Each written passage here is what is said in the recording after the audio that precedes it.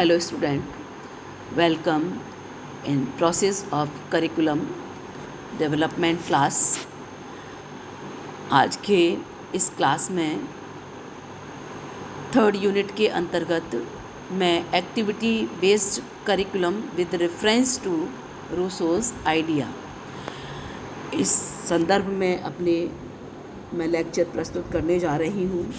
जैसा कि आप सभी जानते हैं कि रूसो ने बच्चों के व्यक्तित्व के सहज विकास के लिए बाल केंद्रित और गतिविधि आधारित शिक्षा की भूमिका पर बहुत जोर दिया है और इसकी जो प्रणाली है उसके जो है क्रांतिकारी प्रभाव भी हमको दिखाई देते हैं, क्योंकि बाल केंद्रित शिक्षा के माध्यम से बालकों में हम आंतरिक गुणों और व्यक्तित्व के विकास अच्छे तरीके से कर सकते हैं, बजाय अध्यापक के द्वारा उन्हें कुछ विषयों को पढ़ाया जाना, उनको रटाया जाना।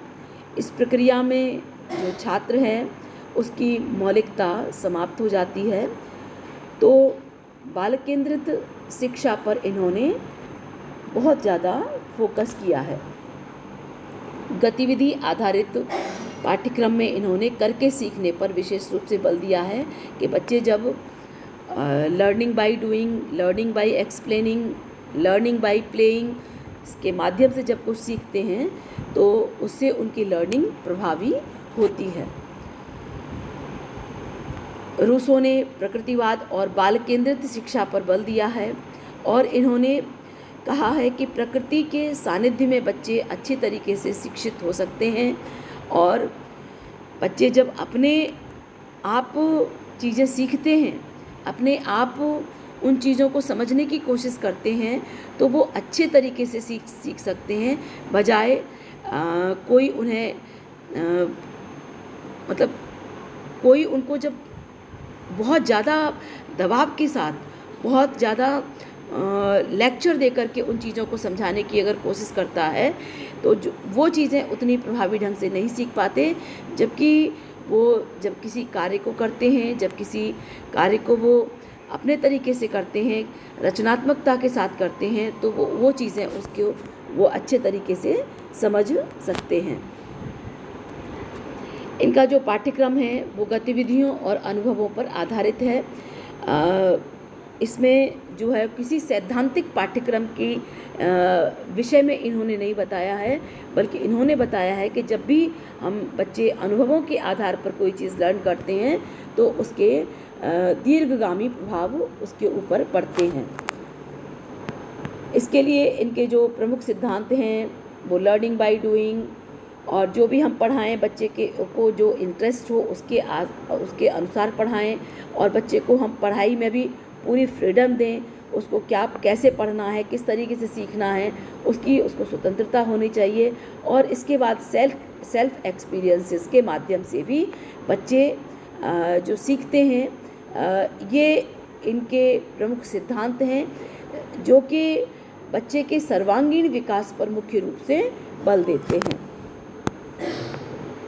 इससे क्या होगा, इसकी जो विशेषताएं रूसो ने बताई हैं गतिविधि आधारित रचनात्मक शिक्षा की, इससे बच्चे जो है सक्रिय सहभागिता कक्षा के अंतर्गत करते हैं, उनमें रचनात्मकता का विकास होता है और उनको रियल लाइफ लर्निंग के माध्यम से वो शीघ्र ही चीज़ों को सीखने की कोशिश करते हैं। इसमें जो अध्यापक की जो भूमिका है वो एक गाइड की है, फैसिलिटेटर की है। वो उनको केवल गाइड कर सकता है, उनको एक मार्गदर्शन दे सकता है, बल्कि शिक्षक जो है उनका जो है प्रभावी निर्देशन या उनको लेक्चर नहीं दे सकता है, बल्कि उनको फैसिलिटेट और गाइड वो हर एक्टिविटी के अंतर्गत कर सकता है। तो टीचर का रोल एक फैसिलिटेटर का इसके अंतर्गत होता है। इस पाठ्यक्रम गतिविधि आधारित पाठ्यक्रम से बालक के कौशलों का विकास होता है, बच्चे स्वप्रेरित होते हैं और उनमें समग्रता के साथ उनके व्यक्तित्व का विकास होता है। ये एक टाइम कंज्यूमिंग मेथड है और इसमें बहुत सारे संसाधनों की भी आवश्यकता है, क्योंकि बच्चे जब अपनी गति से अपनी पेस के साथ कोई चीज़ सीखते हैं तो वो ज़्यादा टाइम कंज्यूमिंग होती है, ज़्यादा समय लगता है। जब टीचर की गाइडेंस में सीखते हैं तो वो उसमें समय कम लगता है, क्योंकि वहाँ टीचर की गाइडेंस होती है। लेकिन यहाँ टीचर लेस क्लासेस हैं, टीचर को यहाँ पर एक साइड में रखा गया है, उसको एक मार्गदर्शक के रूप में रखा गया है, तो इसमें अधिक समय लगता है और संसाधनों की भी आवश्यकता अधिक पड़ती है।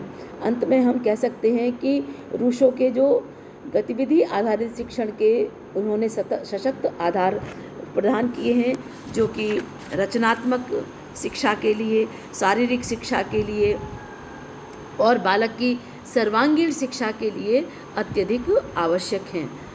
Thank you class.